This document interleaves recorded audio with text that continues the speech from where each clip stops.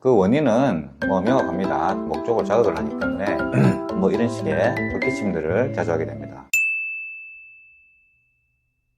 안녕하십니까. 명의 박계찬 한의사TV의 박계찬입니다. 오늘은 잘 낫지 않는 질환 중에 하나인 후비루 증후군에 대해서 얘기해 보도록 하겠습니다. 보통 후비루 증후군은 증상이 코가 목으로 넘어가는 그런 증상들을 많이 호소를 하고, 코가 이렇게 넘어가면서 목 쪽을 자극을 하기 때문에 이런 식의 헛기침들을 자주 하게 됩니다. 그리고 코가 안에 있는 것 같은데 풀어도 잘 나오지도 않고, 그래서 보통 이렇게 킁킁거리는 그런 증상들이 많이 나타나게 됩니다. 또한 이렇게 기침을 너무 많이 해서 애를 병원에 데리고 갔더니 코가 뒤로 넘어간다, 이런 얘기는 자주 들어보셨을 거고요. 이런 증상들이 후비루 증후군들의 증상인데, 우리가 후비루 증후군 그러면은 말이 참 어렵습니다만, 이 후자가 뭐냐면 이제 앞뒤 전후할 때 그 후자이고, 위자가 바로 코비, 그리고 루자가 흐를 루자입니다. 한마디로 얘기하면 코 뒤로 뭔가가 흘러간다는 얘기입니다. 그거를 그냥 그대로 후비루 증후군이라고 정의하고 있습니다.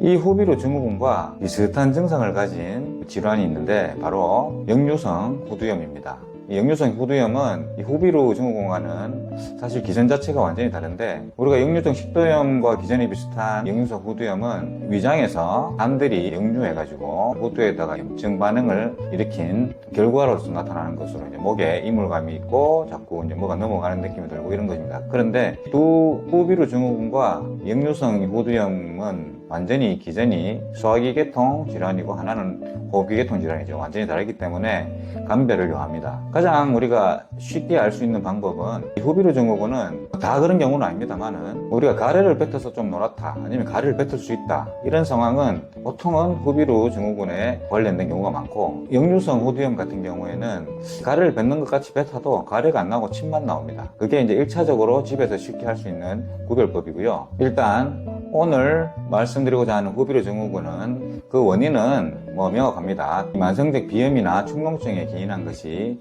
제일 많고요. 그래서 우리가 축농증과 비염을 어떻게 효과적으로 예방하고 치료하냐에 따라서 이 후비루 증후군의 치료가 달려있다고 볼 수 있습니다. 그리고 1차적으로 감기가 걸리거나 찬 음식을 먹거나 하면 비염이나 축농증이 심해집니다. 그래서 예방 차원으로 우리가 감기가 안 걸리게 하고 찬 것을 일단 좀 멀리하는 것이 1차적인 예방법이고요.